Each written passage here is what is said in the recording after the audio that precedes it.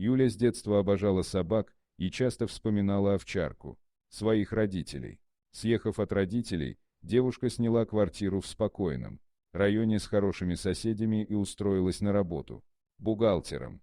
Через некоторое время Юлия решила взять из приюта собаку, о которой она давно мечтала. Обойдя несколько приютов для животных, девушка, наконец, нашла, как ей казалось, идеальный вариант подрастающего щенка-овчарки, который смотрел на нее умными и немного грустными глазами, будто умоляя забрать его к себе домой. Оставив все сомнения, довольная Юля забрала с собой питомца по кличке Бронкс. Пес быстро освоился в небольшой квартире новой хозяйки и чувствовал себя здесь, как дома. Юля также сильно привязалась к ласковой и игривой собаке. И все же девушка сильно удивилась, когда однажды утром обнаружила Бронкса спящим рядом с ней в кровати. Конечно, Юля согнала питомца со своего спального места, вот только следующие несколько дней повторялось то же самое. Проснувшись утром, девушка обнаружила, что пес спал рядом с ней. Как бы девушка ни старалась объяснить животному, что его место на пушистом коврике у порога, ситуация не менялась, а ударить питомца, чтобы отучить его от столь дурной привычки, у хозяйки не хватало духа. Юля сильно привязалась к своему новому мохнатому другу и в итоге смирилась с его странной, но такой милой привычкой. Все шло хорошо, а новые заботы, которые появились у девушки по уходу за лохматым питомцем, были ей только в радость. Вот только через пару недель Юля начала замечать, что она стала просыпаться совершенно обессиленной и никак не могла сползти с кровати, хотя всю свою жизнь девушка легко вставала даже без будильника.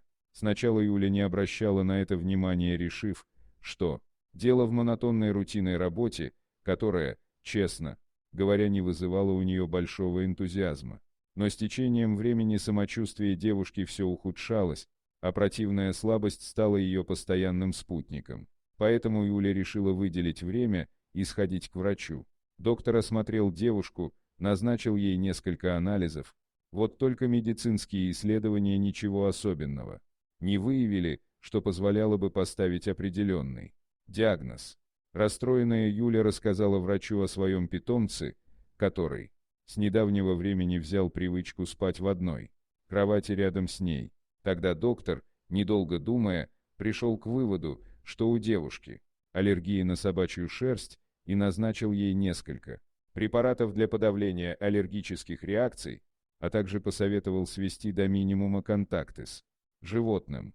По возвращению домой обеспокоенная Юля последовала совету специалиста, начала пить таблетки и постаралась настойчиво объяснить Бронксу, что его место на коврике у двери. Через пару дней девушка почувствовала небольшое облегчение, а собака послушно спала в коридоре. Поэтому довольная Юля решила, что врач оказался прав. Осталось лишь довести курс препарата до конца, и можно вновь радоваться жизни. Через какое-то время Юля выпила все купленные лекарства, но упрямый Бронкс все-таки иногда забирался ночью на кровать. Кроме того, сама Юля не только окончательно не выздоровела, слабость, вялость и апатия вернулись к ней с новой силой и превратили жизнь бедняжки в настоящий кошмар. Расстроенная девушка не знала, что ей теперь делать, к кому обращаться за помощью. Бронкс был таким же активным и жизнерадостным, как и в тот момент, когда она забрала животное из питомника и приютила у себя дома. Поэтому Юля пришла к выводу, что дело не в нем.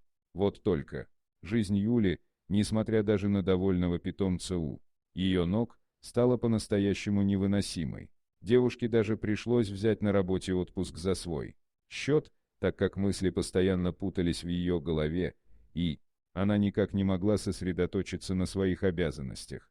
Когда Юля уже совершенно отчаялась и с ужасом думала, что у нее может быть смертельная болезнь, к ней в гости зашел приятель, который работал ветеринаром. Увидев печальное состояние хозяйки, узнав, что все это началось после приобретения Бронкса, знакомый настойчиво посоветовал Юле привести собаку в его ветеринарную клинику, чтобы подтвердить или опровергнуть возникшие у него подозрения.